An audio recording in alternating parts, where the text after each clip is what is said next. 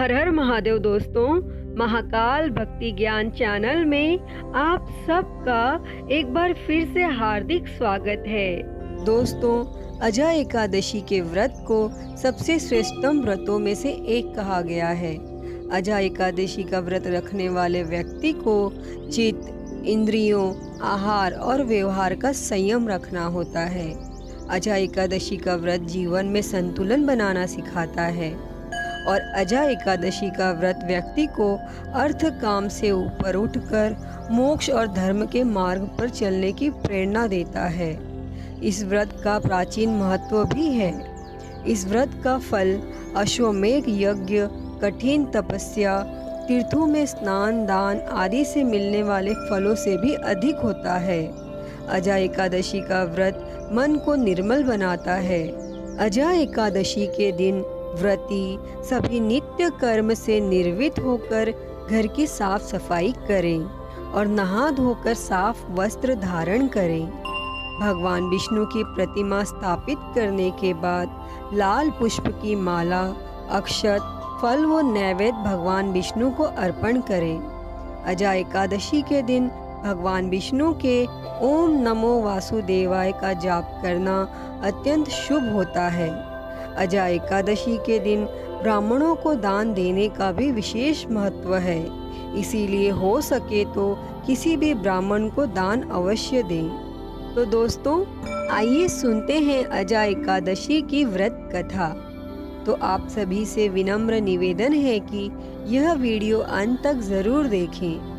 पौराणिक काल में अयोध्या नगरी में एक चक्रवर्ती राजा राज्य करता था। उसका नाम हरिश्चंद्र था। वह अत्यंत ही वीर, प्रतापी तथा सत्यवादी था। प्रभु इच्छा से उसने अपना राज्य स्वप्न में एक ऋषि को दान कर दिया और परिस्थितिवश उसे अपनी स्त्री और पुत्र को भी बेच देना पड़ा। स्वयं वह एक चांडाल का दास बन गया। उसने उस चांडाल के यहाँ कफन लेने का काम किया, किंतु उसने इस आपत्ति के काम में भी सत्य का साथ नहीं छोड़ा। जब इसी प्रकार उसे कई वर्ष बीत गए तो उसे अपने इस नीच कर्म पर बड़ा दुख हुआ और वह इससे मुक्त होने का उपाय खोजने लगा। वह सदैव इसी चिंता में रहने लगा कि मैं क्या करूं, किस प्रकार इस नीच कर्म से मुक्ति पाऊं। एक बार की बात है, वह इसी चिंता में बैठा था कि गौतम ऋषि उसके पास पहुँचे। हरिश्चंद्र ने उन्हें प्रणाम किया और अपनी दुख भरी कथा सुनाने लगा। राजा हरिश्चंद्र की दुख भरी कहानी सुनकर महर्षि गौतम भी अत्यंत दुखी हुए और उन्होंने राजा से कहा, हे राजन, भादो के कृष्ण पक्ष की एकादशी का नाम अजा है। तुम उस एकादशी का विधान पूर्वक व्रत करो तथा रात्रि को जागरण करो। इससे तुम्हारे सभी पाप नष्ट हो जाएंगे। महर्षि गौतम इतना कह के आलोप हो गए। अजा नाम की एकादशी आने पर राजा हरिश्चंद्र ने महर्षि के कहे अनुसार विधान पूर्वक उपवास तथा रात्रि जागरण किया। इस व्रत के प्रभाव से राजा के सभी पाप नष्ट हो गए और उस समय स्वर्ग में नगाड़े बजने लगे तथा पुष्पों की वर्षा होने लगी और उसने अपने समक्ष ब्रह्मा, विष्णु, महेश तथा देवेंद्र आदि देवताओं को खड़ा पाया। उसने अपने मृतिक पुत्र को जीवित तथा अपनी पत्नी को राजसी वस्त्र और आभूषणों से परिपूर्ण देखा। व्रत के प्रभाव से राजा को पुनः अपने राज्य की प्राप्ति हुई।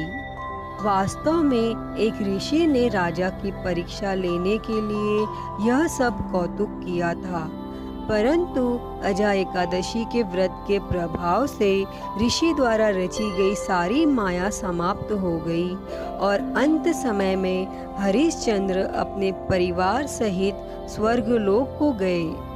दोस्तों, मनुष्य अपने जीवन में अपनी जिम्मेदारियों से घिरा है, जिसमें परिवार, समाज और धन कमाने की जिम्मेदारी महत्वपूर्ण है, जिसे वो बड़ी ही कठिनाइयों से पूर्ण कर पाता है। जो शेषनाग के स्वरूप की तरह ही भयंकर है। परंतु भगवान विष्णु की आभा मंडल शांत है, उनमें धैर्य है और मुसीबतों को अलग ढंग से देखने का दृष्टिकोण है, जो मनुष्य को सफलता प्राप्त करा सकती है। इसीलिए भगवान विष्णु मुस्कुराते हुए सांपों के राजा पर लेटे हैं और यही कार्य प्रत्येक मनुष्य को भी करना चाहिए।